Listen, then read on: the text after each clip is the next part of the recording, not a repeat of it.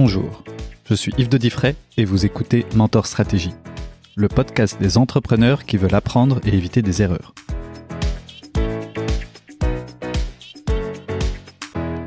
Alors aujourd'hui, je suis avec Damien Beaune, qui est courtier en assurance chez Beaune et Devinck Assurance depuis 9 ans. Ce cabinet de courtage, je ne sais pas comment on dit. Absolument. Oui. Fut naguère l'entreprise de ton père, en fait, Damien. Absolument. Et que tu as reprise petit à petit. Alors déjà, bonjour Damien. Bonjour Yves, très heureux de passer ce moment avec toi. Merci. Je suis content aussi. Et peut-être peux-tu, pour commencer, te présenter succinctement pour expliquer ton histoire et comment tu es arrivé à ce beau projet de reprise déjà. Alors, tu poses 3 questions pour lesquelles les réponses ne peuvent pas être succinctes, mais je vais essayer. Donc, je m'appelle Damien Beaune, comme tu l'as dit, j'habite au nord de Namur. Je suis fils et petit-fils de courtier en assurance, et donc j'ai grandi dans ce monde de l'assurance et j'ai donc été éduqué dans ce besoin de prévenir les problèmes et d'aider les gens, on va dire. Je suis marié, père de famille, j'ai 3 merveilleuses petites blondes je suis passionné par le monde qui m'entoure. Je suis très boy scout dans mon quotidien, on va dire. Donc, ce qui m'importe, c'est d'être, au service des gens. Ça, c'est là où je retrouve mon épanouissement personnel, on va dire. Et donc, le courtier s'est imposé petit à petit? Ou tu as commencé tout de suite en étant courtier? Alors, très franchement, mais je pense que, beaucoup de gens, lorsqu'ils sont adolescents, ont une crise d'adolescence. Ouais. Et quand j'étais adolescent, c'était tout sauf l'assurance. On veut pas faire comme papa. Voilà, on veut pas faire comme papa, on veut pas faire comme bon papa non plus. Alors pourquoi? Mais tout simplement parce que je voyais mon père rentrait très tard et donc en fait je ne le voyais pas. Il travaillait, il avait un équilibre de vie qui était moins, je pense que j'arrive à mieux gérer mon équilibre vie privée, vie professionnelle que lui. On en reparlera avec plaisir. On en reparlera très volontiers. Et effectivement, le voyant très très peu, pour moi, courtier en assurance, c'est ne pas être présent. Et donc c'était hors de question. Alors par ailleurs, j'étais passionné d'histoire, de politique, de relations internationales, etc. Et donc je me suis déjà d'abord investi très tôt en politique, et puis j'ai fait le choix de faire des études d'histoire parce que j'ai toujours suivi mes passions. En fait, ça, il faut savoir que, je suis convaincu que quand on suit ses passions, on fait toujours les bons choix. Peut-être pas toujours exactement au bon moment, mais en attendant, on regrette moins les choix qu'on fait si on suit ses passions. Et j'ai donc fait le choix de faire des études d'histoire, très clairement, sans rien m'imposer, parce que mes parents sont vraiment des gens super, mais mes parents auraient préféré que je fasse plutôt des études de droit, en espérant, parce que j'avais parmi les enfants le profil de celui qui allait reprendre, justement. Eux l'avaient déjà compris avant moi, on va dire. Mais donc j'ai fait ce choix de faire des études d'histoire. J'ai prolongé par des études en relations internationales. Donc, je suis resté très longtemps dans l'idée, je vais me diriger plutôt vers l'enseignement, avec peut-être une carrière politique qui sera plus ou moins passionnante ou intéressante ou longue. Ça, je verrai bien. Et puis, petit à petit, je me suis rendu compte que j'avais aussi beaucoup d'une part d'ambition professionnelle, je dois l'admettre, et aussi envie de rendre service, et que mon métier soit un métier de service. Et donc, je me suis rendu compte que si je devenais enseignant, à un certain moment, j'allais avoir envie d'être directeur de l'école, et de toute façon, j'allais plus enseigner, concrètement, pour te donner, voilà. Et puis alors, en politique, par ailleurs, je suis quelqu'un de très indépendant de caractère, et donc oui, j'ai mes convictions, mais je sais très bien que je ne pourrais pas être le politicien tel qu'on le connaît aujourd'hui, qui en fait, au final, doit s'intégrer dans un système et ne fait pas évoluer beaucoup de choses dans un parti, etc. Et donc, le monde de l'entrepreneuriat a commencé à me titiller, mais très très lentement. Et donc, pendant mes études, j'ai commencé aussi j'ai déjà travaillé, j'ai testé le monde du commerce. J'étais à un moment consultant pour une boîte qui, entre-temps, a disparu, qui commercialisait des solutions d'énergie, de téléphonie, etc. Voilà, je testais mes capacités commerciales. Et puis, j'ai décidé à un moment d'aller vers le monde des assurances. Mais c'est venu vraiment très très lentement. Et ce que j'ai donc fait, c'est que j'ai postulé dans toutes les compagnies d'assurance de Belgique. Donc, j'ai envoyé 120 CV, j'ai contacté toutes ces compagnies, j'ai eu 5 compagnies, une quinzaine d'entretiens, 3 propositions fermes. J'ai pris la proposition la plus intéressante. Oui. à savoir Securex, qui allait me permettre de travailler dans un secteur qui m'intéressait particulièrement, le monde des PME, le monde des entreprises. Et donc, j'ai travaillé pendant 5 ans chez Securex, une expérience formidable. Donc, Securex est une compagnie d'assurance, mais pas que. Et donc, accompagner pendant 5 ans les gens qui se lancent en tant qu'entrepreneurs, c'était vraiment une expérience géniale et je remercie Securex pour ce que j'ai vécu là-bas. Et puis, d'ailleurs, en bonne intelligence avec Securex, progressivement, je suis arrivé chez Bonnet Devinck Assurance. J'ai rejoint l'entreprise familiale, voilà, en 2012. Et puis. Et donc, en tant que membre de l'équipe au début? Tout à fait, tout à fait. Donc, j'ai travaillé pour mon père de 2013, concrètement de 2013 à 2018. Alors, mes parents sont des gens qui sont très délégants, qui font confiance. Et donc, assez vite, ils m'ont permis d'être à la manette de toute une série de projets. Mais effectivement, ça s'est fait très, très, très, très lentement. Et donc, oui, dans les faits, jusque 2018, je travaillais pour mon père. Et puis, en 2018, c'est mon père qui a travaillé pour moi. Et cela jusqu'à ce qu'il prenne sa pension l'année passée. D'accord. Comment ça se passe, cette histoire? Se mettre dans les chaussures de papa, c'est facile? Alors, je n'ai jamais voulu me mettre dans les chaussures de papa. Ça a d'ailleurs perturbé tant mes parents que d'ailleurs certains clients aussi, parce que j'ai tout de suite voulu changer le mode de fonctionnement. En fait, j'ai toujours été, de manière générale dans ma vie, je suis très critique par rapport au système, etc. Et donc, le mode de fonctionnement de l'entreprise de mes parents, j'étais très critique vis-à-vis de lui. Je suis très critique vis-à-vis du fonctionnement de l'assurance en Belgique, et le fonctionnement des courtiers en particulier. Et donc, dès 2013, j'ai revu les choses.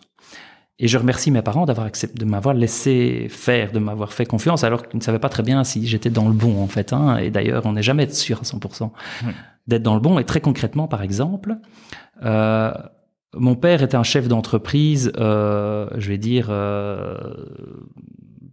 pas un chef d'entreprise aujourd'hui, on lui demande pas d'ailleurs de l'être. Voilà, classique. Et donc, je suis arrivé dans une entreprise où mon père était Dieu sur terre et où les autres personnes étaient des exécutants. Et c'était les profils qu'il recherchait. Bon, c'était aussi une plus petite équipe, mais donc mon père était le centre névralgique. Oui, le centre névralgique et aussi le SPOC, le Single Point of Contact de tous les clients. Ah oui, oui. Et ça, c'est pas possible. En fait, si tu veux demain avoir dirigé un bureau de courtage extrêmement performant, parce que ça, je vais te parler aussi de ma vision par rapport à ça, tu dois plutôt t'entourer de personnes qui sont complémentaires par rapport à toi. Et donc, j'ai transformé le bureau qui était dans une structure, je veux dire, triangulaire, patron dessus, exécutant en dessous, en une structure vraiment horizontale où je suis effectivement le patron, mais j'implique énormément l'équipe. Et puis, j'engage des gens qui ont les compétences que je n'ai pas. Donc, je suis arrivé en 2013. Dès 2014, on a engagé une personne formidable qui est qui est le directeur adjoint de Bonnet Devinck Assurance, qui s'appelle Wency Delafaye. Lui il est comptable de formation et il est le directeur financier du bureau. Voilà, lui est meilleur que moi dans toutes ces questions-là et donc c'est lui qui le fait. Je lui fais confiance et les clients n'ont d'ailleurs de contact avec lui que quand ils ont des soucis de paiement. Oui. Pour le reste, lui ne fait pas du conseil en assurance, de la gestion de sinistres, etc. Et puis, dès l'année suivante, j'ai engagé un juriste. Entre-temps, on en a 2. Et puis, j'ai engagé des personnes aussi, toutes les autres personnes engagées. J'ai engagé une personne chaque année. Il y a eu aussi des départs, évidemment, à la pension notamment. Mais donc, j'ai engagé des gens qui avaient eu, par leur histoire, par leur passé, des expériences dans des milieux qui ont beaucoup à nous apprendre, et notamment le milieu bancaire. Donc, le milieu bancaire est mon concurrent numéro 1. C'est une autre manière de vendre de l'assurance, c'est une autre manière de servir les clients. C'est vrai qu'ils vendent de l'assurance aussi, en fait. Et ils sont très bons. Oui. Il faut reconnaître que les banquiers sont des très bons vendeurs d'assurance. C'est particulier, c'est pas leur métier à la base, mais voilà. Et donc effectivement, au bureau, j'ai déjà engagé 1, 2, 3 personnes qui sont issues du milieu bancaire et c'est impressionnant. C'est impressionnant ce qu'ils ont comme capacité au niveau organisationnel, etc. Donc merci les banquiers pour ça. part qu'ils me piquent de temps en temps des clients, mais sinon, merci les banquiers pour ça. Donc voilà. Et donc, tu as dû imprimer, pour revenir à la question, donc tu as imprimé ta marque petit à petit et ça s'est fait sans clash ou avec quand même des... Non, on fait pas comme ça. Ah oui, non, des clashs, il y en a encore aujourd'hui. Mais allez, dans ma famille, on communique beaucoup et on n'a pas peur de parler de tout. Donc vraiment, allez, on n'a pas peur de parler d'argent, on n'a pas peur de parler de sexualité, tu vois, tous ces sujets un peu tabous de notre société occidentale. On n'a pas peur de parler de tout ça. Et donc, oui, et on va au clash. Mais on discute, mais on fait confiance. Donc, mes parents ne m'ont jamais empêché de tester même des choses auxquelles moi, j'étais pas sûr. En fait, ce qui se passe, c'est que comment dire, j'ai plein d'idées. Je n'ai pas peur de communiquer par rapport à ces idées, à mes parents, mais aussi à l'équipe. Et quand on travaille avec moi, il faut être habitué à ça. Donc, je donne 100 idées, puis voilà, j'écoute les réactions, et puis il y en a 10 qu'on teste, et puis il y en a 2 qui fonctionnent. Voilà. Il faut, et je pense que c'est comme ça, surtout quand on dirige une PME, c'est une bonne manière de fonctionner parce que la force d'une PME, c'est la flexibilité. Je serais à la tête d'une boîte de 1000 personnes, je pourrais pas me permettre de fonctionner comme ça. Ce ne serait pas crédible vis-à-vis des clients, ce ne serait pas crédible au niveau des médias, ce ne serait pas crédible au niveau même de la gestion du personnel. Mais moi, c'est comme ça que je fonctionne et je peux me le permettre. Et mes parents acceptent que je fonctionne comme ça. Et donc oui, il y a parfois des clashs parce que parfois j'ai des mauvaises idées. J'en ai même souvent, j'ai plus souvent de mauvaises idées que des bonnes idées. Mais comme on en parle, ben oui, on va au clash, mais on s'entend super bien par ailleurs, et donc voilà, ça n'empêche que ça se passe bien. Est-ce que tu peux donner un exemple concret d'idées que tu as eues, qui a été mise en place et qui fonctionne bien ou qui permet de... Attends.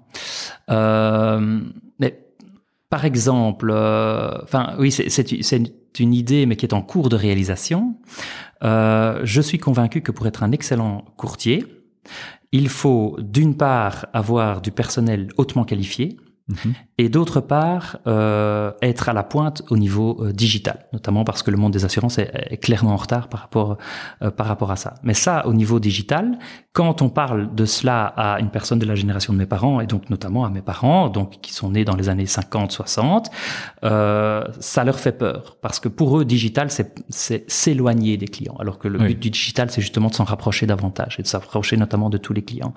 Et donc ça, c'est un projet auquel ils ne croient pas, mais qu'on met en œuvre malgré tout. Et en attendant, on le met en œuvre, mais ça n'aboutit pas encore. Oui. Voilà, parce que en fait, on a créé donc une marque qui s'appelle Insuo. On est en train de développer un programme de gestion de clients dédié aux courtiers en assurance et qui met l'accent notamment sur la facilité du contact entre courtier et assuré, parce que ça il y a un gros gap à ce niveau-là, et voilà, c'est en cours de réalisation. Ça veut dire qu'on n'a pas encore pu démontrer que ça allait fonctionner. Voilà, pour te donner un exemple d'un projet auquel mes parents ne voient pas trop l'intérêt. Et je pense que tous les courtiers qui sont de cette génération-là ne voient, eux voient plutôt le côté, ben oui, mais moi je préfère prendre mon téléphone, aller chez le client. De toute façon, il me fait confiance, et la transparence absolue par un accès à un programme informatique. Les clients sont en fait pas super intéressés par ça, mais en fait c'est pas ce qu'ils demandent d'emblée, mais c'est normal si le profil du client est le même que celui de mes parents. Oui. Maintenant, il faut être généraliste, et donc il faut aussi toucher tous les profils, dont les chefs d'entreprise qui ont 30 ans, les jeunes qui se lancent dans la vie qui ont 25 ans, etc. quoi. Dans cet aspect de reprise, de transmission, il y a aussi des relations avec les clients. Parce qu'il y a des relations avec l'équipe, tu as dit, on change petit à petit aussi pour montrer que... toi, tu seras pas pareil, mais les clients aussi. Et comme tu le disais à l'instant, bon, ils aimaient une certaine relation de proximité, probablement certains sont devenus des amis de ton père. Oui, bien sûr. Et du coup, comment est-ce que ça se passe quand toi tu arrives ? Alors, en fait, ça varie. Ça varie. Donc, la plupart des clients ont réagi très positivement, dans le sens où, forcément, papa peut pas cacher l'âge qu'il a, et tout le monde a le droit à un moment de se reposer et d'être pensionné. Et donc, oui, forcément, ils se doutaient bien qu'à un moment, il y allait avoir du changement. Quand un courtier arrête de travailler, il remet ses activités, et là, en l'occurrence, il l'a remis à son fils, et donc c'est rassurant. pour un client du bureau de savoir qu'on reste il reste assuré par la même famille, on va dire. Et donc ça, la réaction était, c'est ça qui a fait que les réactions étaient plutôt positives. Maintenant, effectivement, il y a eu des clients qui ont été très clairs avec moi, et même certains sont pourtant toujours clients chez moi, des clients qui m'ont dit, le jour où ton père part, je pars. Ben voilà, je peux pas t'empêcher, je ne suis pas mon père, donc voilà, si tu me dis ça, je l'entends et voilà, c'est ton choix. Mais en attendant, certains parmi eux sont quand même toujours là. Donc leur message c'était juste convainc-moi que tu es bon. Et ça ne me dérange pas, j'aime bien les défis. Et alors après, ce qui se passe, c'est que oui, progressivement, les gens se rendent compte que je change de mode de fonctionnement, et donc à eux de voir si ça leur convient ou pas. Donc les gens croient par exemple que quand on a un courtier qui est plutôt jeune et qui en plus n'a pas peur de parler de digital et de machin, et qui en plus a tendance à déléguer à ses collègues quelque chose qu'un juriste fait mieux dans mon équipe que moi, je délègue à mon collègue juriste. Ça paraît logique, mais c'est pas logique pour tous les clients. Ah oui, mais donc ça veut dire que c'est pas toujours toi que je dois appeler, ça me perturbe. Ça veut dire que si tu es en vacances, qu'est-ce qui se passe? Est-ce que ça tourne? Est-ce que ça tourne pas? Oui, si tu me fais confiance, tu dois faire confiance en mon équipe. C'est pas évident pour tout le monde. Et donc oui, il y a des clients qui du coup s'en plaignent, mais je suis convaincu que si je veux bien servir mes clients, je dois adapter mon entreprise. Et gérer des assurances est devenu beaucoup plus compliqué qu'avant. On exige des courtiers beaucoup plus de technicité, une compétence technique beaucoup plus forte, notamment pour compenser les incompétences d'administration ou de compagnie d'assurance, il faut le dire.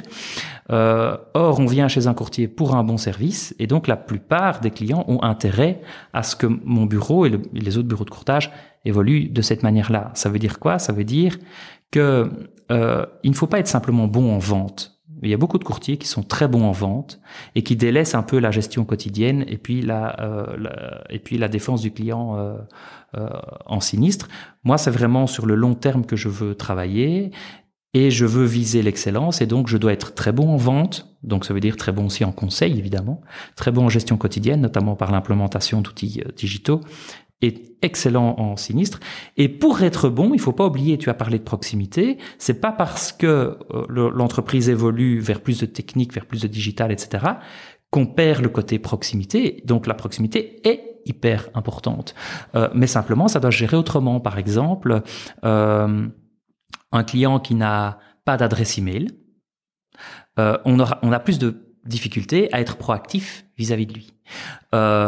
Et donc, les clients, j'envoie un message aux clients qui m'écoutent, ceux qui ne m'ont pas encore communiqué leur adresse email, qui me l'envoient le plus vite possible, parce qu'on est beaucoup plus proactif si on peut tout simplement les intégrer dans les messages occasionnels qu'on envoie pour remettre à jour tel type de couverture ou pour les inviter simplement à nous voir pour faire le topo du dossier. Et donc, je reviens encore à la transmission. Après, on va reparler de ton métier de courtier qui te passionne. Ouais. Du coup, tu as racheté les parts? Ça se passe comment? Ou voilà, ça a finalement, bon, c'est une clientèle, mais ça a une valeur relativement minime. Ou ça s'est passé comment? Alors, en fait, c'est une question intéressante parce que remettre une activité de courtier en assurance, quand tu parles de ce projet à un banquier, par exemple, il réagit toujours très différemment de quand t'en parles à un assureur. Parce que, en fait, la valeur comptable de mon fonds de commerce, elle est assez faible. Oui, c'est ça. On parle pour donner des chiffres, de 0,8 fois le commissionnement annuel. Donc, le chiffre d'affaires d'un courtier, ce sont les commissions qu'il perçoit sur les contrats qu'il gère. Donc ça, c'est la valeur comptable de mon fonds de commerce. Mais effectivement, personne, sauf un courtier en faillite, mais personne ne vend son fonds de commerce à ce prix-là. Et donc, on dit habituellement que la valeur d'un portefeuille est entre 2 et 3 fois les commissions annuelles. Le chiffre d'affaires, entre guillemets. Donc, le chiffre d'affaires, oui. Le bénéfice, oui. La marge. Non, c'est ça, mais le chiffre d'affaires du courtier, ce sont les commissions. Ok, d'accord. Alors après, je pourrais te parler de ce business model que je qui devrait évoluer selon moi, mais ça fait polémique. Donc, les courtiers qui entendent notre conversation, il y en a certains qui vont être tout à fait d'accord avec moi et d'autres qui vont trouver que je suis que c'est scandaleux ce que je dis. Mais on va y venir si tu veux. Et donc, alors, ce qu'on a fait en l'occurrence, c'est que j'ai créé une société de management avec mon épouse. Et cette société de management a racheté les parts de Beaune et Devinck Assurance. Donc ça, c'est un schéma qui est en fait assez classique. Rachat d'entreprise. Voilà, c'est tout à fait classique. Et alors, Beaune et Devinck Assurance a donc comme administrateur moi comme administrateur, mais parce qu'administrateur de la société de management, qui s'appelle Ignace SPRL, qui est le prénom de mon grand-père, le fondateur de l'entreprise Beaune et Devinck Assurance. Donc à l'époque, ça s'appelait Ignace Devinck Assurance. Et puis alors, ce que j'ai fait, c'est que j'ai intégré dans le conseil d'administration de Beaune et Devinck Assurance 2 personnes clés, à savoir d'une part un ami qui collabore avec moi et qui est lui-même patron d'un bureau de courtage à Bruxelles, qui s'appelle Yves Delescaille, et également Alexandre Hartmann, qui était avant employé dans Beaune et Devinck Assurance et qui maintenant est administrateur de Beaune et Devinck Assurance. Donc on est 3 administrateurs dans Beaune et Devinck Assurance, et là c'est plus une question de viser l'excellence. Yves Delescaille, en tant qu'économiste de formation et puis fiscaliste également de formation, lui, son job dans le cadre de notre collaboration, puisqu'il dirige un autre bureau de courtage dans lequel moi je suis administrateur aussi. Le travail qu'on fait tous les deux, c'est que lui se spécialise dans tout ce qui concerne en fait marcher sur les plates-bandes des banquiers. Donc le crédit, les planifications successorales, toutes les études que l'on peut faire autour d'assurance vie, etc. Toutes les questions pour lesquelles c'est bien mieux pour un client d'avoir quelqu'un qui a ses compétences au niveau économique et au niveau fiscal qu'un courtier traditionnel, on va dire. Et moi, de mon côté, je me spécialise dans la prévention et la gestion des risques divers, on va dire, donc non-vie. Et alors, Alexandre Hartmann, lui, il est expert immobilier de formation. Et en fait, en l'intégrant dans le conseil d'administration, on donne de l'importance à la gestion de toutes les questions immobilières, en fait. Et donc, ces 3 profils dirigent Beaune et Devinck Assurance dans le but de viser l'excellence. Et ça, c'est vraiment quelque chose que je dis très, très, très souvent. Viser l'excellence, c'est ma conviction. Ma conviction est que c'est comme cela qu'on assure la pérennité d'une entreprise de courtage en assurance. Mais c'est aussi tout simplement parce que je ne suis pas intéressé par autre chose. En fait, j'allais dire le soir de ma vie, mais à la fin de ma carrière, c'est déjà pas mal. À la fin de ma carrière, si ma carrière s'était limitée à vendre des assurances, à être patron d'une entreprise très rentable et à avoir amassé de l'argent, ça m'intéresse pas. En fait, je suis pas très matérialiste. L'argent ne m'intéresse pas. Par contre, le fait de me dire que j'ai été, pour beaucoup de gens, un élément essentiel dans sa vie, ça m'excite, on va dire. Et donc, pour ça, mon bureau doit viser l'excellence. Je veux être, et ça c'est un travail de longue haleine, je veux être une marque d'excellence. C'est-à-dire que quand tu vas acheter une voiture, si tu veux une très bonne voiture, tu vas penser à certaines marques et pas à d'autres. Eh bien, en assurance, c'est la même chose. Je veux qu'à un certain moment, peut-être dans une zone géographique déterminée, parce que je peux pas non plus représenter X% de part de marché en Belgique, c'est pas ça qui m'intéresse, mais dans un certain milieu ou dans une certaine zone géographique, quelqu'un qui dit, moi, désormais, je veux être bien assuré, je veux être bien accompagné, on doit penser à Beaune et Devinck Assurance. On va penser évidemment à d'autres marques, c'est tout à fait logique. Et heureusement, il y a quand même 13 000 courtiers en Belgique, je veux dire, voilà. Mais voilà, je veux faire partie de ceux auxquels on pense quand... Justement, tu parlais de passer par un courtier. Quelle est la différence entre aller chez un assureur en direct ou passer par un courtier? Ça sert à quoi un courtier? On paye juste plus cher, en fait. C'est ce que les gens pensent. C'est ce que les gens pensent, et parfois oui, parfois non. Tout dépend de comment tu vois les choses. Alors, si tu me demandes une offre, je te remets une offre, mais moi, ce que je veux, c'est que tu aies confiance en moi. Et pendant très longtemps. Notamment parce que le business model du courtier fait que si tu n'es pas client chez moi pendant très longtemps, j'ai perdu de l'argent. Donc, je dois avoir ta confiance. Et donc, d'emblée, et ça il faut bien le comprendre, le courtier, a priori, va d'abord te remettre une offre de qualité. Parce qu'en cas de sinistre, si ça se passe mal, tu perds ton client. Et donc, le courtier te remet une offre de qualité. Et puis toi, tu n'es pas conscient de ce qu'est une bonne offre, de ce qu'est une mauvaise offre. Tu ne connais pas les subtilités de l'assurance. Et pour comparer, tu vas aller sur le site d'une compagnie directe et puis tu vas voir qu'il y a une différence de 20-25%. Et là, tu vas dire, OK, ça coûte beaucoup plus cher d'aller chez un courtier. Alors, idéalement, ce que tu dois faire, du coup, c'est être très transparent avec ton courtier, enfin, le courtier que tu as sollicité, et lui dire, tiens, pour info, voilà l'offre d'un assureur direct ou d'un banquier que j'ai été chercher, qui est beaucoup moins cher, je te la transmets, qu'est-ce que tu en penses?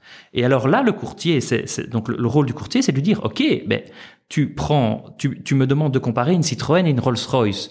Qu'est-ce que tu veux? Est-ce que tu veux une Rolls-Royce? Est-ce que tu veux une Citroën?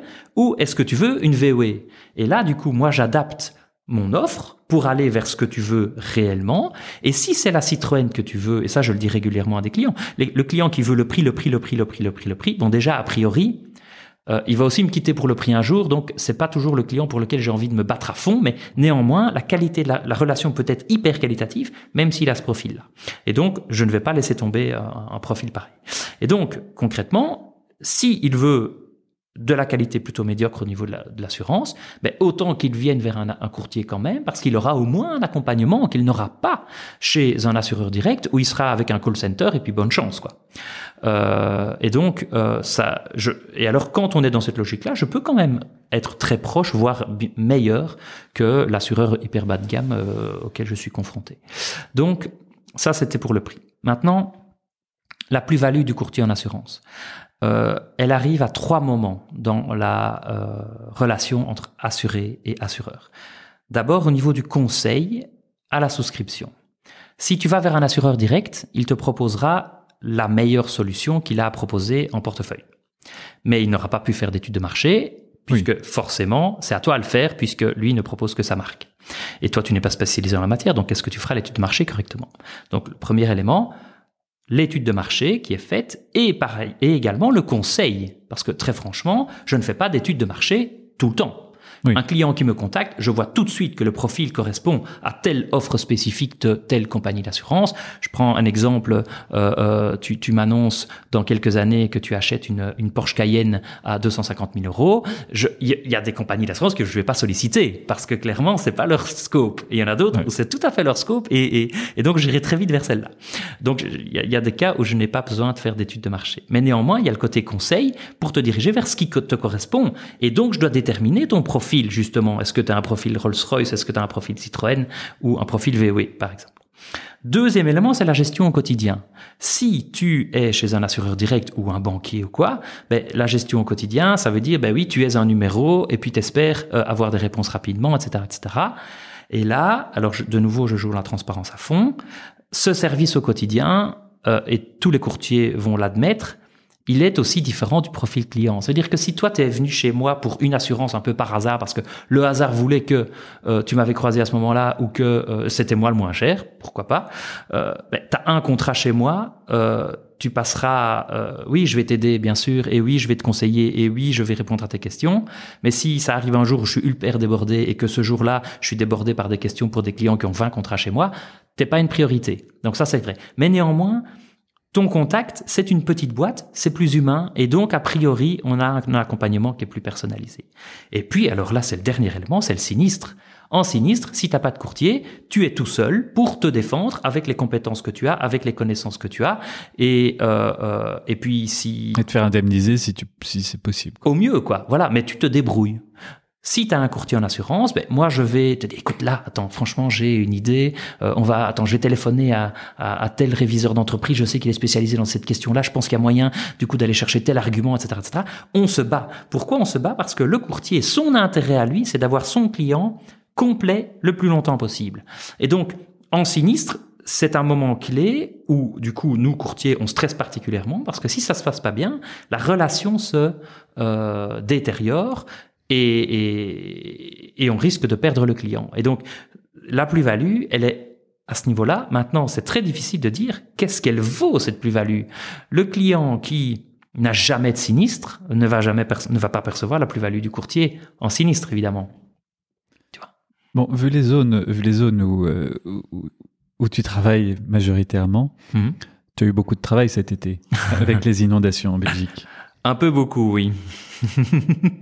C'est difficile à gérer comme ça. Là, c'est un pic de sinistre. Bon, alors l'avantage, c'est qu'ils sont tous à peu près similaires, donc oui, presque. Ouais. Non, mais c'est le même cadre. Oui, donc oui, c'est ça. C'est pas, il n'y a pas un accident de voiture et une inondation à côté et ensuite un incendie. Et... Tout à fait.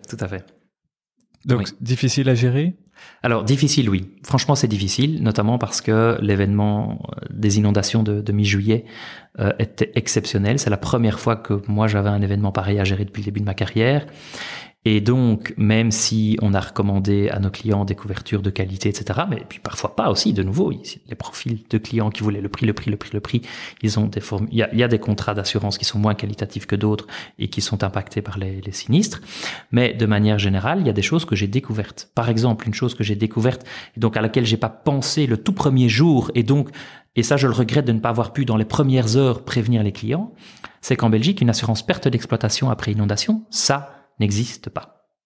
Et ça, si j'avais plus l'habitude de ce genre d'événements catastrophiques, d'emblée, j'aurais prévenu tous les clients.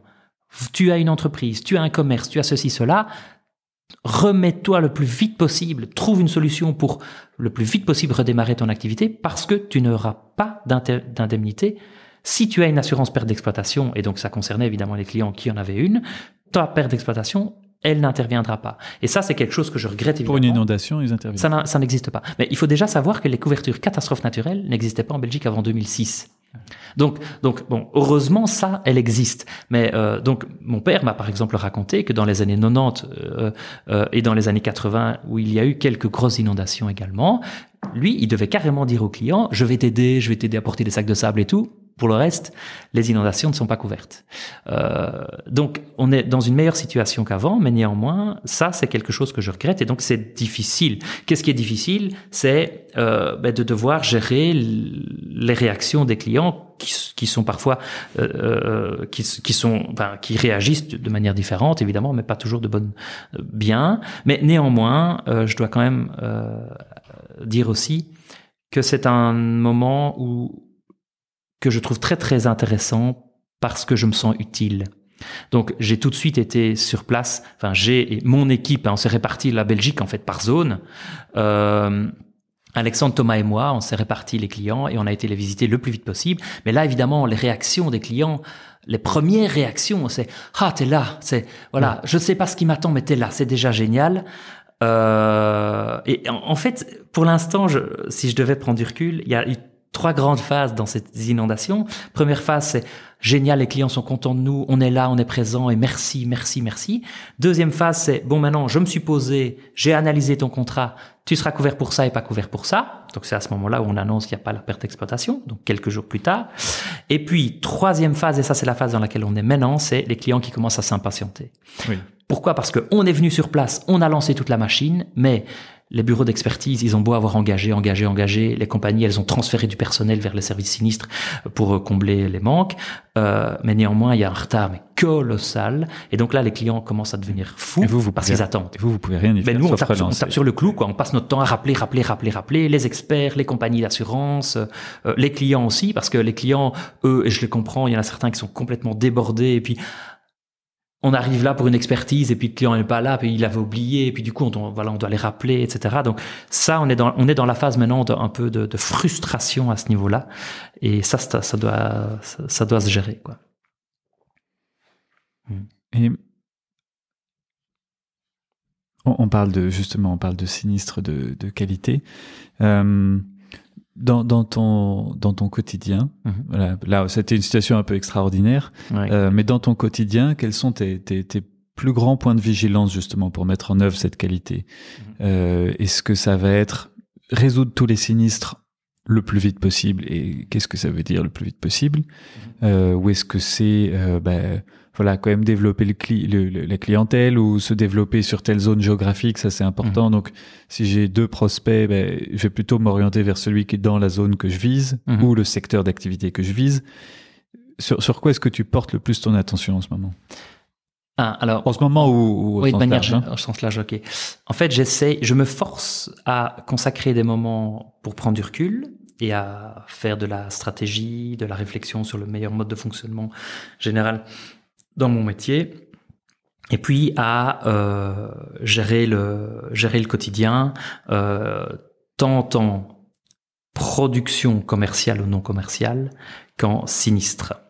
Alors, donc, prendre du recul d'abord, c'est en fonction de l'évolution du bureau au quotidien, je me force à réfléchir. Quand, par exemple, il y a un sinistre qui s'est clôturé, ok, comment est-ce qu'on aurait pu mieux faire? Est-ce que c'est le meilleur mode de fonctionnement? Est-ce que le business model doit pas être revu, etc. Ça, je consacre du temps à ça, notamment avec mon ami Yves Delescaille, qui lui est fantastique pour toutes ces questions-là aussi. Donc, ça, c'est une partie de mon boulot. Donc, et pour ça, pour pouvoir faire ça, il faut avoir une grande capacité de délégation. Donc, il faut faire confiance en son équipe. Pour faire confiance en son équipe, il faut avoir des gens hyper compétents. Et j'adore mon équipe. Je les remercie régulièrement. Ils sont vraiment super. On n'est pas parfait. Donc, parfois, il y a des petites erreurs. Mais moi aussi. Mais ce qui compte, c'est vraiment leur faire confiance et leur demander leur feedback. Donc, première partie, prendre du recul et réfléchir à la stratégie de manière plus globale. Et puis, il y a la partie gestion quotidienne. Donc, au bureau, j'implique un maximum tout le monde dans la gestion du bureau. Donc, par exemple, tous les lundis midi, on fait un topo complet de tout ce qui s'annonce pour la semaine. Et on le fait tous ensemble. Donc, tout le monde sait un peu comment ça va se passer. Et je demande à chacun de revenir vers moi le plus vite possible dès qu'il y a un truc. Et je ne juge pas quand quelqu'un fait une erreur. Et donc, et aujourd'hui, en tout cas, je suis très content pour ça. Ils n'ont pas peur de me dire, Damien, j'ai complètement merdé dans ce truc-là. Voilà, etc., etc. Et puis, on voit comment on peut mieux faire. Donc, je suis un peu, j'aime bien dire aux collègues, je suis le pompier. Je le dis aux clients d'ailleurs aussi. Je suis le pompier. Ça veut dire que quand il y a un client qui pète un câble, ok, allez, c'est moi qui vais le contacter. Je pense que si le patron s'en occupe, le client déjà va être plus rassuré. Taper sur la table auprès d'une compagnie d'assurance. Un collègue me dit, écoute, ça fait 2 semaines que je réclame un truc qui me paraît pas impossible. Ça bloque, parce que procédure, parce que ceci, cela. Ok, je prends mon coup de téléphone et puis je monte les niveaux de hiérarchie dans la compagnie d'assurance jusqu'à ce que ça passe. Ça, c'est mon job, c'est le job de pompier. Et puis, mon quotidien, c'est aussi l'accompagnement. Alors, je vais être très cash, l'accompagnement quotidien des VIP. Donc, alors qu'est-ce qu'un VIP? Attention, parce que ça, il ne faut surtout pas mal comprendre ce que je veux dire par VIP. Un client VIP, pour moi, c'est un client qui considère Bonnet de Vinc Assurance comme son référent unique au niveau de toutes les questions d'assurance. Ça, c'est un VIP. Ça veut dire que ça peut être le père de famille ou la mère de famille qui a 4 contrats chez nous parce qu'il ne pourrait pas en avoir plus, mais on est son référent. Et ça, je veux que les VIP, je veux pouvoir suivre vraiment comment ça se passe. Et donc, je demande un topo et on me fait un topo régulier de tous ces dossiers VIP. Et puis alors, le troisième élément où je suis beaucoup plus impliqué dans le quotidien au niveau des dossiers, ce sont toutes les questions de conseil client qui nécessitent une analyse qui passe mieux si c'est moi qui l'a fait ou si c'est tout simplement parce que c'est moi qui ai plus de compétences. Donc, une entreprise a assuré chez nous, je veux m'en occuper. Mais ça, pour ça, en septembre, on va avoir une nouvelle personne qui va rejoindre l'équipe, qui vient du secteur bancaire et qui a 10 ans d'expérience en assurance dans la banque où il travaillait. Et lui va dans un premier temps, me seconder très très fort à ce niveau-là. Parce que là, c'est un élément où je peux être très vite pris par l'accompagnement commercial des entreprises très très concrètement, qui peuvent du coup bouffer du temps sur les autres tâches qui sont aussi très importantes. Et donc, il s'appelle Geoffroy et il vient me seconder pour ça, pour qu'on puisse aller plus loin dans cette question-là. Tu as commencé en disant que tu voulais pas faire comme ton père et tu voulais garder un équilibre personnel parce que c'est important pour toi. Tout à fait. Ici, on entend tout ce que tu fais. Là, j'ai entendu parler des sinistres où tu as été sur le pont parce que c'est les pompiers qui arrivent dans ces moments-là. Bah oui, évidemment. Comment tu fais pour garder justement cet équilibre personnel? Est-ce que tu as une routine quotidienne qui te permet d'avoir le temps de faire à la fois ton travail et de t'occuper de ta famille? Est-ce que t'as trouvé la solution miracle qui fait que tu travailles avec tes filles ou enfin... Il n'y a pas de solution miracle. Tu es père de famille aussi, tu le sais bien. C'est pour ça que je posais la question. J'ai une épouse fantastique qui a énormément de caractère et je pense que c'est aussi une des raisons, mais c'est pas la seule pour laquelle je suis amoureux d'elle et que je l'ai choisie il y a quelques années maintenant. En fait, nos 10 ans de mariage la semaine prochaine. Félicitations. Merci. Elle joue un très grand rôle à ce niveau-là. Donc, elle sait que c'est un rôle qui n'est pas facile. D'ailleurs, elle s'en plaint de temps en temps. C'est un rôle qui est très ingrat parce que c'est elle qui a l'impression d'être la méchante, en fait. Comment dire? Mon Cali chez les scouts, c'est Braveheart. Tu vois, le film avec Mel Gibson et tout machin, William Wallace et tout ça. Parce que je prends à cœur ce que j'entreprends. Et j'ai plein d'idées et j'aime plein de choses. Et donc, il faut de temps en temps me dire, Damien, non, pas ça. Damien, non, pas ça. Et donc, elle joue un rôle à ce niveau-là. Elle me cadre. Et c'est par exemple elle qui...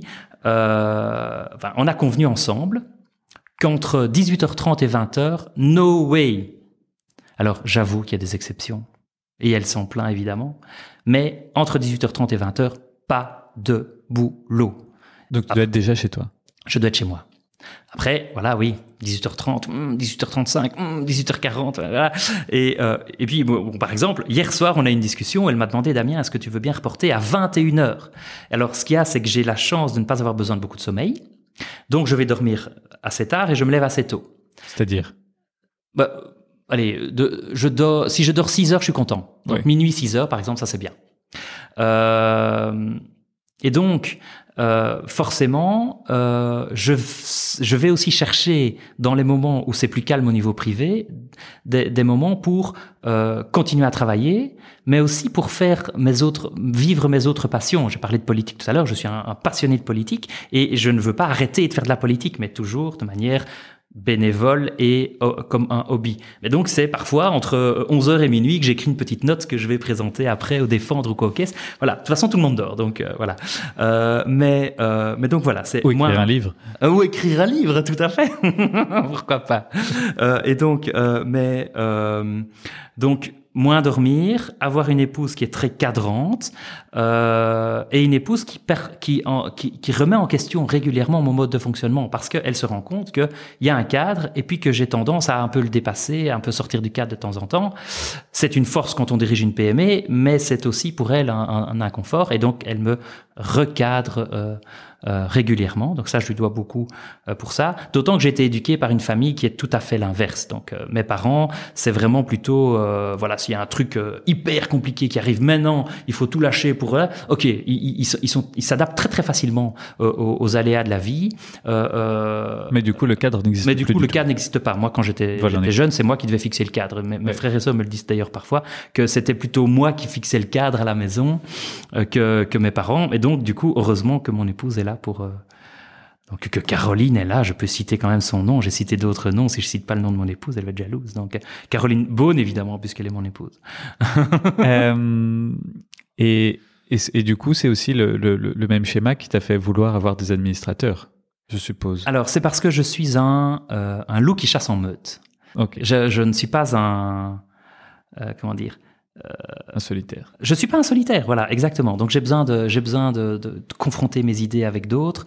Et j'aime bien diriger quelque chose. J'aime bien le travail d'équipe.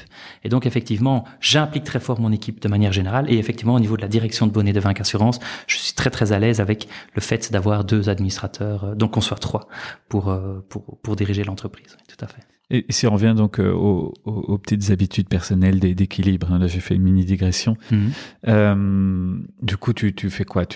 Dans ton temps, bon, on parle de notes politiques, on parle de différentes choses, mais est-ce que tu gardes du temps aussi pour te ressourcer, pour lire, faire du sport ou des choses comme ça, ou apprendre, continuer à te former? Alors, continuer à me former, oui, parce que je suis très très curieux. Donc ça, oui, effectivement, je suis des formations, pas toujours en assurance. Prendre du temps pour moi, trop peu. Ça c'est clair. Maintenant, ce qu'il y a, c'est que je suis un extraverti, hein, comme tu le devines, et les extravertis vont chercher leur énergie chez les autres. Et donc moi, prendre du temps pour moi, c'est passer du temps avec les autres. C'est les moments où je suis le plus heureux, c'est quand je suis avec d'autres personnes. Et donc je considère que je prends du temps pour moi maintenant, en te parlant par exemple. Voilà. Après, c'est vrai que j'ai des moments. Je suis par exemple, je suis très croyant et il y a des moments où j'aime bien prier, aller à l'église et me ressourcer, aller dans un endroit où je peux effectivement me ressourcer, mais c'est beaucoup trop peu, trop peu à mon goût. Donc ça me manque, mais voilà. Alors le sport là. Un peu comme aller à la messe. Ce que j'aime bien à la messe, c'est aussi de savoir comment va madame et comment va monsieur et comment vont les voisins et tout. C'est la même chose avec le sport. Donc, tous les mardis soirs, je cours pour ma forme. Je sais pas si tu connais ce programme. Non, pas encore. Qui est donc, voilà, c'est très sympa. Toi qui vas habiter en Wallonie. Je cours pour ma forme. C'est en fait un programme initié par la Mutualité chrétienne et c'est organisé dans presque toutes les communes où les gens se retrouvent pour courir ensemble, en fait. Okay. Et donc, ce qui me motive à aller courir, c'est aussi que je ne cours pas tout seul, tu vois. Mais c'est vrai que je fais beaucoup trop peu de sport. Est-ce que il y a, quand on parlait d'apprendre, est-ce qu'il y a des livres ou des personnes ou des choses, des bonnes pratiques qui t'aident à apprendre, qui t'ouvrent l'esprit, qui justement t'alimentent dans cette curiosité? Oui. Alors les gens, il y a certaines personnes qui m'influencent énormément et avec lesquels j'aime bien, parfois même sans qu'ils s'en rendent compte, j'aime bien confronter leurs idées avec les miennes, etc. Donc, étant justement un être social, c'est plus par les gens que je fais ça. Je trouve que je lis trop peu. Enfin, maintenant, disons que, par exemple, la lecture, c'est plutôt... mes lectures sont plutôt des lectures qui me permettent de m'évader. Donc, ça veut dire que, étant très actif en assurance, j'ai plutôt tendance à lire des bouquins qui parlent de politique ou qui parlent d'histoire, etc. Donc du coup, dans mon travail au quotidien, à part lire les conditions générales des contrats pour me mettre à jour. Passionnant. C'est passionnant. Bah oui, ça peut être passionnant. Oui. Franchement, ça peut être passionnant, mais ouais, c'est souvent rébarbatif, mais il y a des éléments qui peuvent être passionnants. Je travaille dans un cabinet d'avocats. Voilà. Donc voilà, tu sais de quoi je parle. Mais sinon, effectivement, je lis peu pour m'améliorer au niveau professionnel. J'ai plutôt tendance à parler et à écouter. Et donc, par exemple, les personnes qui m'inspirent, j'ai régulièrement été accompagné par des coachs, etc. Un coaching qui vient de se terminer et qui était passionnant, c'était avec Eric Maas, donc il est pensionné maintenant, et il a dirigé il a créé une entreprise qu'il a pu remettre, et donc il était dans l'agroalimentaire, donc voilà, c'est via le réseau Entreprendre que j'ai eu un contact avec lui. Donc là, le coaching avec lui vient de se terminer, et ça, ce sont des personnes qui sont hyper inspirantes. Et puis alors, bizarrement, il faut savoir que j'ai toujours adoré les femmes et que souvent les femmes m'inspirent plus que les hommes. En politique aussi, c'est très très bizarre. Et dans mon travail au quotidien, il y a des femmes, et je vais les citer, il y a des femmes qui m'inspirent particulièrement. Alors, je vais commencer par ma mère et ma femme, hein, oui. Bien sûr. Et là, tout le monde peut comprendre pourquoi. Tu l'as expliqué en plus. Voilà.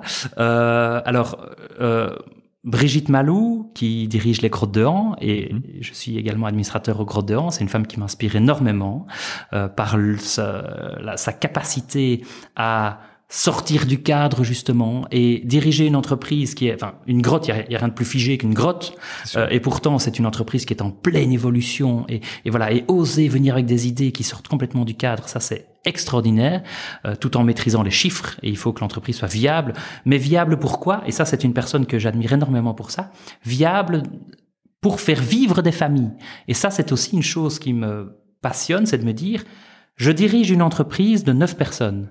Il y a 9 familles qui vivent grâce à, pas grâce à moi, parce qu'on est une équipe, oui, mais grâce à cette entreprise. Grâce à cette entreprise, et grâce aux clients de l'entreprise, évidemment. Oui. Et ça, c'est quelque chose que je trouve passionnant. Et ça, c'est un élément que notamment, que je retiens de Brigitte Malo. Alors, une autre personne, c'est celle qui dirigeait Securex à Bruxelles quand j'y travaillais et qui est une amie qui s'appelle Karina Urbina, qui aujourd'hui ne travaille plus chez Securex non plus, mais qui m'inspire énormément par son mode de fonctionnement. Elle est plutôt très très forte dans la vente, le marketing et aider les dirigeants d'entreprise à oser aller vers leurs clients et à faire et à être différents et vraiment il faut pas être recroquevillés les uns sur les autres, il faut innover quoi. Et ça c'est génial. Et puis alors une autre personne que j'ai envie de citer, c'est une amie d'enfance, c'est Anne-Sophie de Wouters, qui, avec ses frères et sœurs et ses parents, dirige une exploitation agricole près de Dinan qui revoit complètement le mode de fonctionnement du système agricole en Belgique. Alors, en fait, il faut savoir que dans notre clientèle, on a beaucoup d'agriculteurs parce que mon père est agronome, en fait. Tu vois, donc tout mène à l'assurance. L'agronomie mène à l'assurance, l'histoire mène à l'assurance. Oui. Ben voilà. Et donc, comme on a pas mal d'entreprises agricoles ou dans le secteur agroalimentaire de manière générale, j'aime bien suivre l'évolution de son travail parce qu'elle remet complètement en question le mode de fonctionnement de l'agriculture conventionnelle, mais c'est quand même une entreprise qui est rentable et donc on peut effectivement décider de protéger l'environnement, de protéger les consommateurs au maximum en fournissant des produits qui sont excellents pour la santé, sans pesticides, sans ceci, cela, tout en étant rentable et tout en impliquant les gens aussi, parce que ça c'est une chose qui m'inspire beaucoup, c'est que je trouve qu'il faut davantage impliquer les clients dans le mode de fonctionnement d'une entreprise et ça c'est une chose qu'Anne-Sophie de Wouters fait magnifiquement bien. Et alors dernièrement, mais ça c'est plus politique, mais j'ai toujours été inspiré par une femme politique qui s'appelle Joëlle Milquet, qui est un peu connue en Belgique. On peut être d'accord ou pas avec ses idées, mais ce côté j'ai des idées, je veux les défendre et envers et contre tout. Cette énergie est incroyable. Après, je précise que, comme toute personne politique, je ne suis pas toujours 100% d'accord avec ce qu'elle fait ou ce qu'elle pense, mais cette énergie de défendre un monde meilleur, ce côté monde meilleur, et ça, moi, j'espère que quand je serai pensionné, je pourrai dire ce que j'ai fait chez Bonnet Devinck Assurance a permis de rendre, modestement bien sûr, mais j'ai apporté ma pierre à l'édifice pour rendre ce monde meilleur. Alors évidemment, les assurances, c'est la sécurité, c'est la prévention, etc. Mais essayer de faire dans un domaine précis. Dans un domaine particulier, évidemment. Quoi. Quels seraient tes 3 conseils clés que tu donnerais à un jeune entrepreneur qui veut se lancer? Imaginons, tu croises Damien qui a 15 ans, qui dit ouais, j'hésite peut-être entrepreneuriat. Alors bon, voilà, c'est. Ouais, je vois. Qu'est-ce que tu dirais? Alors, j'ai pas préparé la réponse. Enfin, je m'attendais pas à la question, donc du coup, ça va être un peu improvisé. Donc, je vais te répondre avec mon cœur, on va dire. Fais ce que tu aimes et essaye d'être le meilleur. Mais on n'arrive jamais à être le meilleur. Si on cherche bien, on trouve toujours quelqu'un de meilleur. Mais en tout cas, essaye pour pouvoir être fier de toi. Après, très franchement, je n'aime pas qu'on distingue l'entrepreneur avec le statut d'indépendant du salarié dans une entreprise. En fait, moi, je crois qu'on doit changer de modèle. Et donc, je ne vois pas cette conversation imaginaire avec un futur chef d'entreprise. Donc, j'aurais plutôt envie tendance à dire, tiens, quelqu'un qui vient vers moi, il a 15 ans, il dit, je veux simplement entreprendre quelque chose, que ce soit statut de salarié ou indépendant, c'est la même chose. C'est la même chose pour moi. Mais donc voilà, faire ce qu'on aime. Je fais une digression, mais ouais. C'est quelque chose dont je me rends compte aussi beaucoup dans ce podcast. Qu'on soit à la fois dans une grande boîte ou salarié ou autre, finalement, le secret pour progresser dans son travail, c'est ça. C'est d'être entrepreneur, oui. Dans le mindset d'avoir envie de faire des choses, d'avoir envie de faire des projets. Oui. Que ce soit pour soi en tant qu'actionnaire principal ou pas, ou que ce soit pour un groupe dans lequel on est, quoi. Oui. Voilà. Oui. Mais c'est ça. Et donc moi, je vais faire du coup une digression aussi. Au bureau, dans l'équipe, donc il y a notamment un employé qui s'appelle Thomas Matlar, qui est juriste, qui est un des 2 juristes avec Laurence Powys. Et Thomas, je lui ai on a décidé ensemble qu'il allait diriger le projet du BAJ, Bureau d'aide juridique. Donc, toi qui travailles dans un cabinet d'avocats, ça doit peut-être te parler. L'idée, c'est, il y a quand même régulièrement des cas qui sont non couverts ou des clients qui nous sollicitent alors qu'ils sont pas assurés chez nous, des choses comme ça. C'est dommage de ne pas fournir des conseils juridiques alors qu'on a les compétences en interne ou qu'on a le réseau d'avocats vers lesquels on peut diriger. Et Thomas entreprend de diriger ce projet au sein de Bonnet Devinck Assurance. Il a pourtant le statut de salarié, mais il doit passer par des réflexions qui sont les mêmes que celui qui lance un business de manière tout à fait indépendante, quoi. Donc voilà, donc le premier, je sais pas si j'ai donné 1, 2 ou 3 conseils. On a dit fais ce que tu aimes et essaye d'être le meilleur. Ça, on peut dire que ça fait 2. Oui, on peut dire que ça fait 2. Mais je pense que le troisième, c'était essayer d'être fier de toi. Ah oui, pour pouvoir être fier de toi. Oui, c'est ça. Donc c'est résumé en une phrase. Voilà. Est-ce qu'il y a d'autres aspects, d'autres choses où tu penses que ce serait important de pouvoir en parler, de pouvoir expliciter pour éventuellement des gens au profil entrepreneurial, qu'ils soient salariés ou non, mais qui nous écoutent? Ah oui. Auxquels tu penses? Alors, j'avais pensé peut-être parler du business model de l'assurance en Belgique, mais je suis en train de passer en revue les sujets que j'imaginais qu'on allait aborder. Mais ça répond pas à ta question, mais ça je peux l'aborder un moment si tu veux. Ok, parce que ça c'est très intéressant de jeter peut-être un pavé dans la mare. Tu veux que j'aborde ça maintenant? Vas-y. Ok. Donc le mode. Je suis très critique vis-à-vis du business model de l'assurance en Belgique. Donc pour expliquer, peut-être, on va concrétiser. Oui. Je prends une assurance voiture chez toi. Ça me coûte 1 500 €. Il va où cet argent? Tu abordes tu commences tout de suite par le sujet chaud, c'est génial. Je suis client, c'est ce que je vois. Ok, alors je vais te poser une question. Oui. Sur les 1 500 €, donc disons sur les 100 €, est-ce que tu sais quel est le montant qui est alloué à la couverture de risque? Est-ce que tu as une idée de combien d'euros couvre le risque lui-même que l'on assure? Aucune. 60 €. Donc sur ces 100. Sur les 100. Oui, donc en fait, c'est 60%. 60%. Ça, c'est une moyenne, évidemment. Mais donc 60% de la prime que tu payes est consacrée à couvrir le risque que tu couvres. Et donc, si tu fais ton calcul... C'est-à-dire quoi? Ça couvre le risque. C'est-à-dire que ils mettent ces 60 € dans une tirelire. Je simplifie. Oui, non, mais on met dans une réserve. Ils mettent dans et une puis on va tirelire. puiser dans la réserve quand il y a des c'est un problème. On est 30 à avoir mis 60 € et du coup, on prend dans la réserve des 30. Voilà. Okay. Les autres 40 €, ce sont les taxes. Ce sont les frais de fonctionnement de la compagnie d'assurance et ce sont les commissions du courtier s'il y en a. Donc, qu'est-ce que ça veut dire? Ça veut dire que tous les risques que tu es capable de couvrir par toi-même, couvre-les par toi-même, prends pas d'assurance. Mais il faut être capable de les couvrir par toi-même, évidemment. Ce que font les États avec les bâtiments publics, souvent. Oui, par exemple. Oui. Notre-Dame. France. On va pas parler de la France parce que la situation est différente. Même si Notre-Dame est une très, très, très belle petite église au milieu d'une petite ville mais, comment dire, un exemple que je prends souvent, si le contenu de ta maison est, s'il n'est pas d'une valeur énorme, je sais pas, si tu fais le compte et puis tu arrives à 15-20 000 € de contenu parce que tu viens d'emménager, voilà, t'as pas beaucoup plus. Est-ce que ça vaut pas la peine de plutôt te dire, voilà, au pire, si j'ai perdu ces 20 000 € et que je dois me remeubler, oui, c'est clair que c'est ralent, mais je ne me retrouve pas dans une situation délicate au niveau financier parce que j'ai les moyens de me remeubler pour 20 000 €. Alors, à quoi ça sert de payer une prime d'assurance? Après, tu vas peut-être me dire, oui, mais non, mais moi, ça me stresse l'idée que je n'ai pas d'assurance. Ok, alors prends-la, c'est bon. Oui. Voilà. Donc, il y a aussi l'émotionnel à gérer, bien sûr. Où je peux pas gérer un pic d'un coup de 20 000 €. Oui, c'est ça. Je préfère mettre 500 € tous les ans. Tout à fait. Mais tu es conscient que 40% de ta prime part... rien. Ça ne sert à rien, si, parce que le courtier, il a des commissions, parce que son travail on disait pas depuis le début qu'un courtier sert à rien. Justement pas, j'essaye de te l'expliquer là.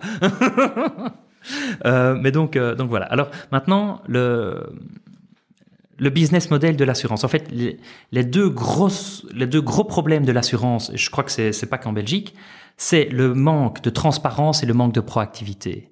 Ça, c'est vraiment ce que je reproche aux assureurs, mais aussi du coup aux courtiers. Et nous, c'est parce qu'on n'est pas assez bien outillés qu'on ne parvient pas à être totalement proactif, totalement transparent. Et donc moi, le message que j'envoie aux gens, c'est faites le choix de votre courtier.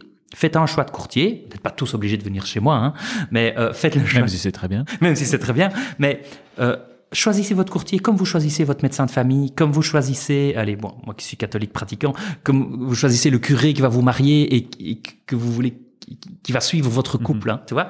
Ben, c'est un peu le même genre de choix. Faites le choix d'un courtier référent et puis contactez-le d'office pour toutes vos questions d'assurance. Et là, alors, vous êtes quelqu'un d'assez, enfin, vous augmentez la probabilité qu'il soit hyper proactif parce que vous êtes important pour lui. Par contre, la transparence, voilà, ça c'est un gros problème à ce niveau-là. Personne n'a vraiment d'idée précise de ce que sont les commissions que le courtier touche, etc. Bon, après, est-ce qu'on a besoin aussi d'être 100% transparent? Quand tu vas acheter ton pain chez le boulanger, tu lui demandes pas la marge qui se fait sur la farine, non, machin.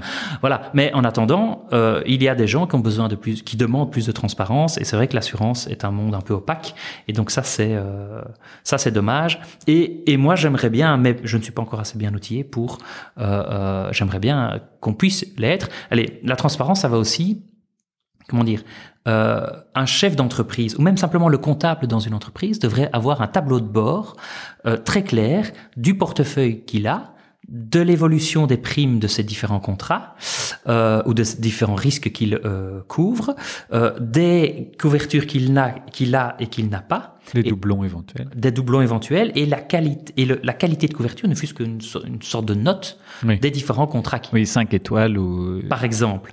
Ça, moi, ça, c'est mon rêve. On y travaille, mais ça prend du temps. On y travaille dans le cadre du projet INSIO. Et ça, pour moi, ça, c'est de la transparence. Et le jour où on pourra faire ça, les courtiers seront d'autant plus utiles sur le marché parce qu'un banquier ou un assureur direct ne pourra jamais faire ça. Les seuls qui pourront faire ça sont ceux qui peuvent proposer un accompagnement vraiment global à leurs clients. Et ça, ce sont les courtiers, tu vois. Bon, ça sert à quelque chose, en fait. Ça sert à quelque chose. Alors, autre chose que je voulais dire par rapport au monde de l'assurance... juste pour finir, peut-être, il me reste 40 €. Il passe où? Donc, il passe un peu chez le courtier, mais on a une idée tu peux donner une idée des proportions? L'idée des proportions. Alors, je peux te donner une idée des commissions. Oui, après le reste, oui. Voilà, les commissions que le courtier touche sont généralement autour de 10-15%. Okay. Mais ça dépend des contrats. Par exemple, en assurance vie, c'est entre 0 et... Pour les courtiers voleurs, 6.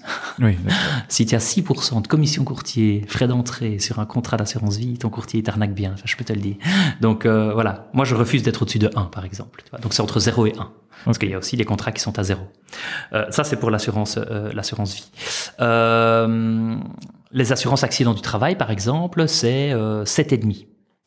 La RC Auto c'est 17. Okay. Sur certains contrats d'assurance incendie, on peut aller jusque 27. Tu vois ? Donc, c'est ceux aussi où il y a plus de travail potentiel en cas de sinistre. Ça demande plus de travail, où la compagnie a tendance à déléguer davantage au courtier. Et donc, ben voilà, sur les 40... Mais donc, en fait, vous êtes un peu le service marketing de certaines compagnies. Oui, ça, je le dis d'ailleurs souvent aux clients, quand ils me demandent comment se fait-il que la prime est peut-être la même entre une offre qui vient d'un assureur direct et la mienne. C'est effectivement parce que les compagnies directes, d'ailleurs, les compagnies directes sont les compagnies les plus connues du grand public parce qu'ils sont obligés de faire énormément de pubs. Une compagnie d'assurance qui travaille exclusivement avec les courtiers, comme Ibis par exemple, comme Vivium, comme je sais pas moi, je dois vraiment citer des compagnies qui ne font que le courtage, pas évident, comme Foyer. Ce sont des compagnies qui sont très peu connues du grand public parce qu'effectivement ceux qui diffusent leurs contrats sont exclusivement des courtiers et ils n'ont pas besoin d'être connus du grand public. Et donc, tu connais mieux les Ethias, les Corona, etc., etc. Pourtant, Corona, ont une part de marché ridicule sur le marché belge, par exemple. Tu vois. Et donc, oui, on est le service marketing des compagnies d'assurance, on est le service commercial des compagnies d'assurance. Le service après-vente. On est le service après-vente, et donc le service gestion sinistre des compagnies d'assurance. Et donc, ils font toutes des économies sur ces points-là, quoi. Et pour... en fait, on parlait de publicité et de marketing. Toi, comment est-ce que tu développes ton business ? Comment est-ce que tu acquiers de nouveaux clients ? Tu te contentes du bouche à oreille ? Tu deviens de plus en plus proactif ? Tu as le droit de faire de la publicité ou pas ? Peut-être pas. Oui, on a le droit. On a le droit, mais aujourd'hui, j'ai beaucoup d'idées, j'ai beaucoup de projets, d'actions, etc., etc. Donc, par exemple, Geoffroy qui rejoint l'entreprise en septembre, je l'ai déjà rencontré plusieurs fois pour préparer son arrivée, et je lui ai cité toutes les actions que j'avais envie de lancer. Je sais très bien qu'on va pas faire le tiers du quart. Tout simplement, pourquoi ? Parce qu'aujourd'hui, on a déjà énormément de travail à bien gérer ce qui arrive. Et donc, au niveau commercial, on est plus réactif que proactif. Et je préfère qu'on soit reconnu comme un bureau qui répond bien aux demandes d'offres qu'un bureau qui va faire du commercial à froid. Voilà. Mais maintenant, il y a plein de choses qui pourraient être faites. Par exemple, quelque chose dont je parle depuis longtemps, c'est qu'on a dans notre portefeuille, et je t'ai parlé par exemple du secteur agricole, on a certains types d'activités qu'on a pas mal en portefeuille. À partir du moment où tu as 15 bijouteries, c'est qu'a priori, on arrive à bien les gérer si on en a en tout cas 15 chez nous. Mais pourquoi ne pas communiquer vers les autres bijouteries ou ne fût-ce que dire aux bijoutiers, est-ce que vous êtes content, pas content ? Ok, mais tiens, si t'entends un bijoutier qui est content de nous, envoie-le vers nous. Si t'entends un bijoutier qui est pas content de son assureur, pardon. Mais ça, on ne le fait pas aujourd'hui. Donc, c'est purement réactif. Mais on va devoir y venir parce que, notamment parce que le profil des assurés change. Et que les gens de notre génération, donc on va dire ceux qui ont moins de 40 ans, perçoivent moins, veulent avoir une plus grande maîtrise du marché par eux-mêmes, c'est un peu le profil. Et donc, il y a une des plus-values du courtier qui n'est pas intéressante pour eux, à savoir le fait de faire ses études de marché, etc., etc. Et donc, ces gens-là, il faut pouvoir aller les toucher d'une certaine manière. Et donc, j'ai eu, par exemple, hier, une réunion à ce sujet-là. Il faut aussi être, au niveau digital, très actif, très proactif au niveau commercial. Mais pour être une marque qui circule dans la tête des gens, qu'ils prennent éventuellement à un moment une seule assurance chez nous parce que le hasard a voulu que c'était chez nous, qu'ils l'ont vu sur Facebook, sur LinkedIn ou quoi, qu'est-ce qu'ils ont vu l'offre. Et puis après, certains parmi eux doivent pouvoir être sensibilisés simplement par le contact qu'ils ont eu, le bon contact qu'ils ont eu avec nous, qu'en fait, ils ont tout intérêt à aussi nous solliciter pour tout le reste, quoi. Mais ça, ce travail-là, on ne le fait pas encore. Merci. Est-ce qu'il y a d'autres choses dont tu voulais parler ou auxquelles tu pensais? Alors, ben franchement, on a abordé beaucoup de choses. Hein. Ouais. Peut-être un dernier truc, moi. Est-ce qu'il y a un échec qui t'a un peu marqué, qui t'a aidé à progresser? En fait, des échecs, j'en ai souvent. Enfin, souvent. Pour moi, un échec, c'est quand un client nous quitte, et ça arrive de temps en temps, hein, franchement, mais nous quitte pas pour les bonnes raisons. Oui. Tu vois, le client qui nous quitte en disant, écoute, voilà, je vais habiter à Anvers, et pour moi, c'est important d'avoir un courtier proche. Ben, oui, très bien, même si on a des clients en Flandre, hein. Mais voilà, c'est pas un échec, ça. Mais le client qui nous quitte simplement parce qu'on s'est pas compris, et en plus qui nous quitte pour aller vers une solution où il sera moins bien servi, ou même en fonction de ce que moi j'ai compris qui était nécessaire pour lui, je sais qu'il va être encore plus déçu. Ça, pour moi, c'est un échec. Et ça, j'ai ça de temps en temps. Je vais te prendre un exemple très concret que j'ai vécu. Un client qui m'annonce qu'il a un dégât des eaux, qui a dégommé sa chaudière. Il m'appelle, je dis, et alors, je lui dis, ben voilà, est-ce que je peux passer, etc., etc. Il me dit non, mais en fait c'est juste pour info, il faut même pas spécialement ouvrir de dossier. En fait, je pense que les dégâts sont ridicules, voilà, mais je te donne l'info. Et donc non, viens pas, c'est pas nécessaire. Et puis il nous quitte. Et alors je le contacte pour savoir quoi. Il m'a dit, ton père, si j'avais fait cet appel-là, même si j'avais dit qu'il ne fallait pas venir, il serait venu. Et ça, c'est là que je me suis rendu compte que la qualité du service, elle était tout à fait différente avec toi. Et en fait, en l'occurrence, ce client-là n'avait pas tous ses contrats chez nous. Et donc, j'ai contacté l'autre courtier, je transfère tout chez lui. Et je trouve... et alors là, sur ça, il a raison. C'est vrai que c'est toujours mieux d'avoir un seul courtier que plusieurs. Mais l'événement, je me dis, mais c'est dingue. Donc, ça veut dire que le client qui te dit « ne viens pas », j'aurais dû comprendre qu'il fallait venir. Voilà. C'est dingue. C'est comme si ta femme tu dis à ta femme, est-ce qu'on irait bien un petit resto? Oh non, mais en fait elle en crève d'envie, mais elle te dit non. Tu vois, c'est le même genre de truc. Parfois il faut comprendre. Et voilà, sur ce coup-là, je râlais quoi, parce qu'en l'occurrence c'était un très beau contrat qu'on a perdu, donc c'est râlant. Mais voilà. Eh bien, sur ce bon râlant. Merci, c'était très intéressant de parler avec toi et franchement, il ne faut pas hésiter à me contacter si on a des questions. Je tiens à rassurer les gens que même si parfois j'ai l'air un peu commercial, on va dire, dans le sens où je défends forcément ma marque et mon bureau, j'encourage surtout avant tout les gens à choisir un courtier de confiance et à vraiment cheminer avec lui, je vais dire. C'est le meilleur moyen d'être bien assuré au quotidien, de vivre en sécurité et de profiter de la plus-value du courtier, quoi, du coup. Et s'assurer quand on entreprend des projets, c'est bien aussi. Ah, et c'est très, très important. C'est très important. Merci beaucoup. Merci à toi, Yves. À bientôt. Pour soutenir l'initiative et pour continuer à entendre plus d'interviews, s'il vous plaît, partagez ce podcast et mettez-lui 5 étoiles. Cela me permet de continuer à enregistrer et diffuser cette sagesse collective. Merci d'être toujours plus nombreux à vous abonner. Et à bientôt sur Mentor Stratégie.